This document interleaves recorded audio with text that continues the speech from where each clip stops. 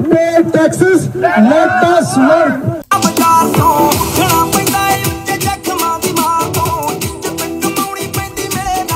We have done a lot of meetings with the MPs and also we have done a lot of protests. Right now we are organizing another protest on the 4th of August. Hindi kami sumabay, kaming mga dependents ni husband. Pwede naman kasi sa NOCA yung job niya. So, pwedeng ma-i-apply na yung mga dependents. Pero for some specific reason, as long as hindi pa siya nagre-review eligibility, ay pwede mong ma-withdraw ang application at ma-refund din yung mga binayad.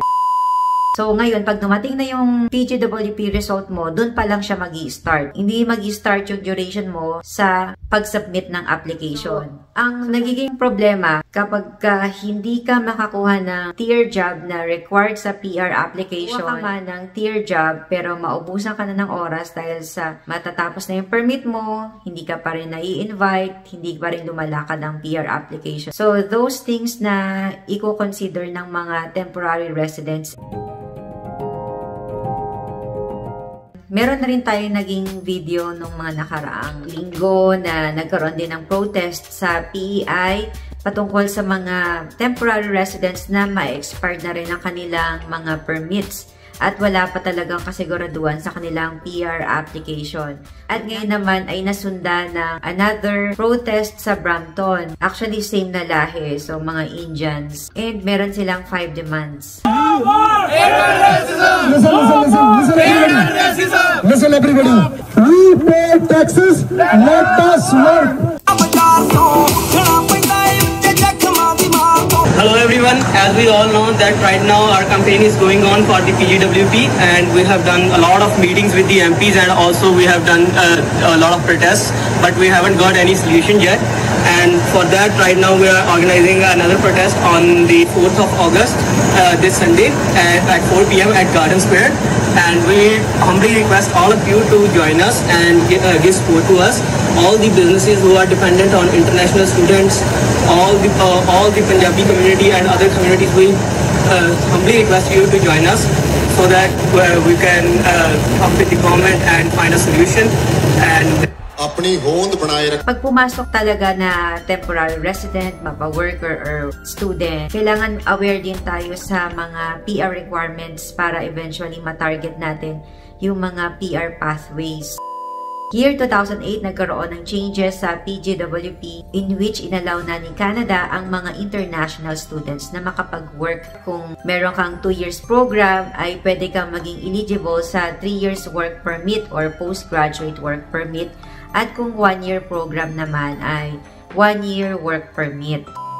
Pero actually, may pa-bonus na si Canada dahil kapag ka natanggap mo na yung completion letter, yung certificate of graduation, at nag-file ka na ng PGWP, nag-submit ka na, while waiting for your PGWP result, ay pwede kang makapag-work. Yun na yung sinasabi ko na pa-bonus. Kasi counted pa rin whatever Canadian work experience na magigain mo on that waiting time. Agad-agad, pwede ka nang makapag-workout sa iyong PR application. So ngayon, pag dumating na yung PGWP result mo, dun pa lang siya mag-i-start. Hindi mag-i-start yung duration mo sa pag-submit ng application. So sa amin, sa case namin, kung tama ako ng tanda, nasa 4 months siya. Hindi ko na masyadong ma-sure kung 4 or 5 months. Pero talagang matagal. Kaya nga nung na-share ko na to actually, hindi kami sumabay, kaming mga dependents ni husband. Pwede naman kasi nasa NOCA yung job niya. So, pwedeng ma-i-apply na yung mga dependents. Pero for some specific reason,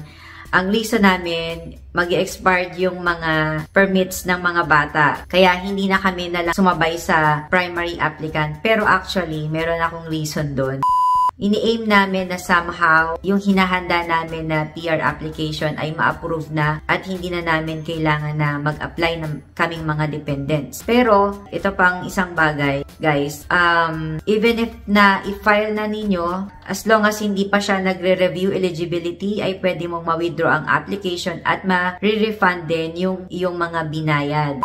Pero alam ko may $100 na hindi na i-refund. Pero basically, lahat kami ng mga kids and yung sa akin ay na-refund. Pero yun nga, may $100 eh, hindi ko na masyadong matandaan ano yung fee na yun na specific. Pero basically, sa case namin, unang nag-apply si husband as PGWP holder and then hindi kami sumabay. Nung ma-expired na, days na lang talaga, ay doon lang kami actually nagpasa ng application. So, nung lumabas na yung resulta ng PR application namin, then ayun, winidraw na namin. So, naka-refund kaming mga dependents. Mahirap talaga nowadays dahil may mga cases na hindi nakakakuha ng mga required tier job para makapag-apply sila or pumasok ang kanilang profile sa mga PR application, mga PNP or express entry. Meron namang iba, mga PR applicant, pero hindi pa rin sila na-i-invite. Pasok ka naman, pero hindi ka pa rin na-i-invite. So, that's another challenge.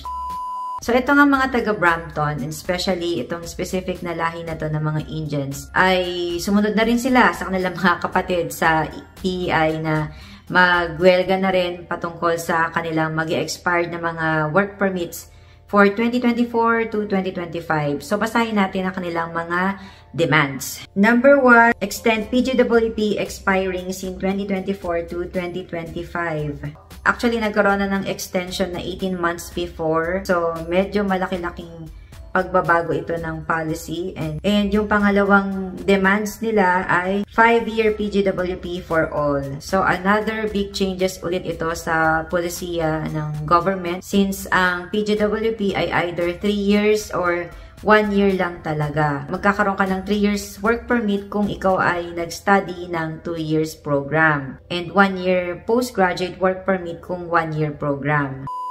So, na-mention ko na nga na actually may mga pa-bonus na kasi during the implied status ay pwede ka pa rin makapag-work legally and counted iyon sa Canadian work experience. And next stop, LMIA-based exploitations. Ang LMIA ay isang document na kailangan ng mga Canadian employers kapag mag-hire sila ng foreign worker or yung mga applicants outside Canada. And sometimes, nasa Canada pero walang status and applicable din sa mga taong nag-a-apply dito. Like mga visitors visa nowadays na marami nga at naghahanap ng LMIA. And ngayon nga, na-exploit yon, may bayad, naririnig ko, may 20,000, 30,000, 40,000. Yung iba, nag-i-encourage na lang na, kaysa bayaran mo yan, mag-student ka na lang, ganon din ang gastos, tapos meron ka pang magiging work permit eventually na pwede kang tumagal 2 years program and then 3 years work permit kung magiging student ka. Kasi pagka work permit, usually 2 years lang yan. There's always pros and cons. Ang student, mahirap din dahil sa talagang mag-aaral ka, hindi naman petiks ang pag-aaral dito, talagang marami ding ginagawa. Hindi rin talaga biro yung gastos. And then yung kanilang last demand ay ang fair pathway to PR. I'm not sure kung ano yung fair pathway to PR. Ang masasabi ko lang, ang PR pathway talaga ay meron siyang requirements. And actually, kahit saang bansa naman talaga ay merong mga PR requirements na kailangang ma-meet. And may mga certain criteria sila, I believe, for economic reasons. And I believe that will be very beneficial sa kabuuan ng Canada. And sa immigration, may mga list ng mga in-demand job wherein ito yung mga job na kailangan ng Canada. At talagang magiging malaking tulong sa economy ng bansa. So yun guys, siguro masasabi ko lang talaga, let's try our best na ma-meet yung mga requirements natin, makapaghanap ng mga job offer, check all the possible options. Kung ibang provinces, pwede rin naman. Pero meron din ako isang topic na gustong i-share patungkol sa paglipat ng province. And please stay tuned. Kailangan talaga maging familiar na tayo sa mga PR requirements, sa mga PNP. It's getting harder na sa pag-apply ng PR application. Marami ang mga PR applicants and then limited lang yung numbers na mapi-PR this year, 2024 and 2025. Nasa 500 permanent residents lang. So yun guys, please consider subscribing sa aming channel. Pinag-uusapan natin dito ang mga latest sa Canada.